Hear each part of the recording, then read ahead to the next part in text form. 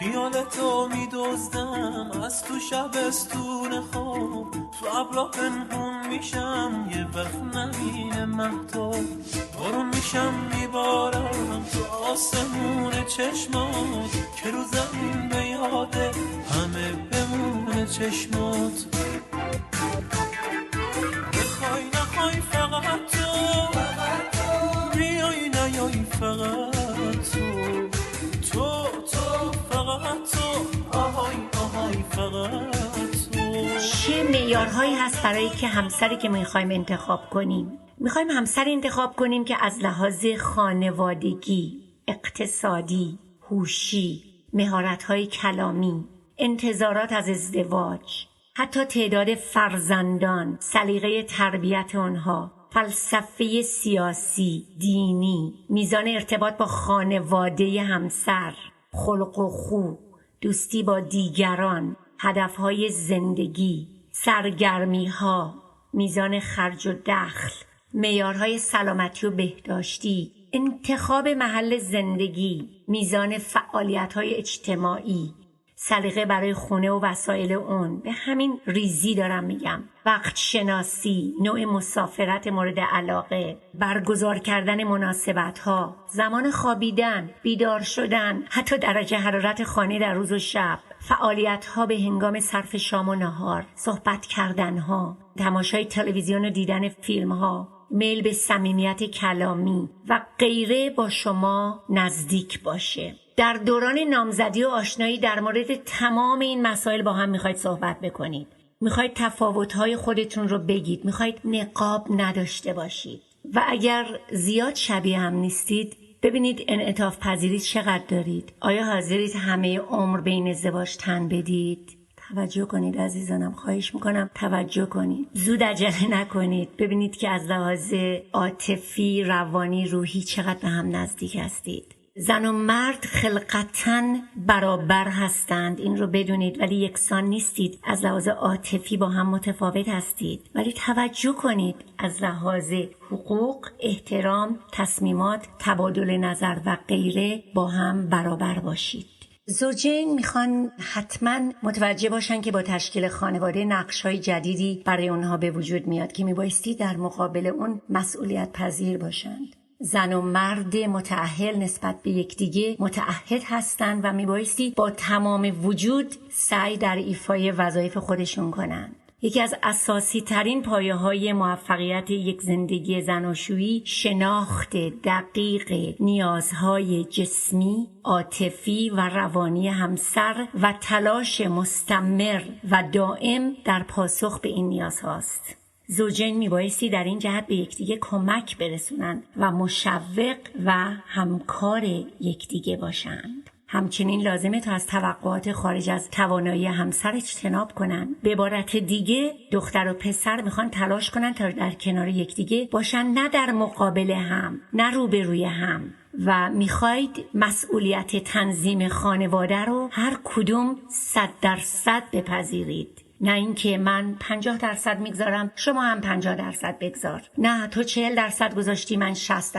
اصلا هر کدوم مسئول هستید که 100% در خدمت همدیگه باشید. یک عشق کامل و سالم و شفاف نتیجهش وفاداری به همسر و دوام یک رابطه رو میده. وقتی به همسر خود احترام میگذارید و گذشت دارید، گذشت نه به معنی گذاشتن و ساختن و سوختن، به معنی خدمت و ایثار و عبور کردن، اونجاست که میتونید در هر شرایطی یک رابطه قشنگی داشته باشید. اونجاست که یاد میگیرید توهین و تحقیر همدیگر رو نکنید. اونجاست که میآموزید وقتی عزیزتون مرتکب خطاهایی میشه عبور کنید، راهنمایی دوستانه داشته باشید، زمینه پیشگیری از وقایع مجدد رو بیاموزید، احساس صمیمیت رو تقویت بکنید. همسر مقاوم و هدفداری که توانایی تطابق با شرایط جدید خود رو داشته باشه یکی از موهبت‌های بزرگ الهی است. به هر حال برای انتخاب همسر میبایست بسیاری از نکات و معیارها رو مد نظر داشت و رعایت کرد و با دانستنی‌های کامل و کافی از وضعیت خانواده‌ها، اخلاق و رفتار فرد مورد نظر دست به انتخاب زد. بلوغ فکری همسر، صداقت همراه با احترام، خصوصیت‌های اخلاقی متناسب، تلاش جهت حل مشکلات همدیگر در سایه همفکری، تناسب و تفاهم از نکات غیر قابل انکار در معیارهای اساسی انتخاب همسر شمرده میشن.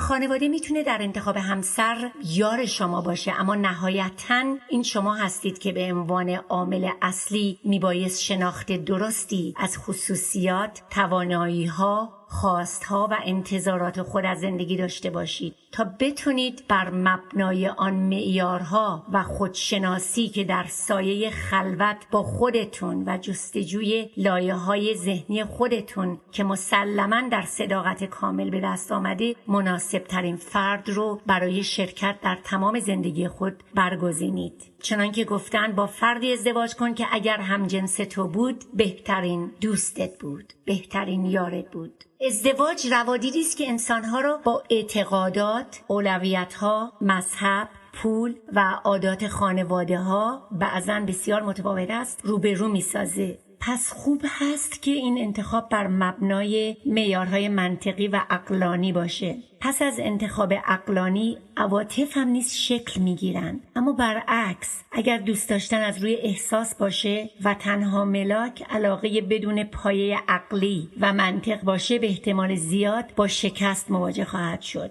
در تمام فرهنگ‌ها ازدواج امری عادی است و عشق آسان ترین قسمت ازدواج تلقی میشه. اما به یاد داشته باشیم که زندگی قرار نیست آسون باشه. در سایه درک و تفاهم متقابل که میتونیم بسیاری از معیارهای پیش از ازدواج رو پس از پیوند به تحقق برسونید. به عبارت بسیار ساده، عشق میتونه مکمل ازدواج باشه، اما اگر تنها عامل پیوند، علاقه، محبت و شاید عادت دیداری طرفین باشه و اونها با علاقه شدید در اوج هیجان اقدام به تصمیم گیری بکنن و دست به انتخاب بزنن، مشکل بتوان ادعا کرد انتخاب درستی انجام دادند. بسیار خوب، در مرحله آشنایی هستید و میخواید ببینید که چگونه رفتار کنید. در مورد زنان و در مورد مردان این نکات رو من خواهم گفت. سکوت شیشه دلم شکسته با صدای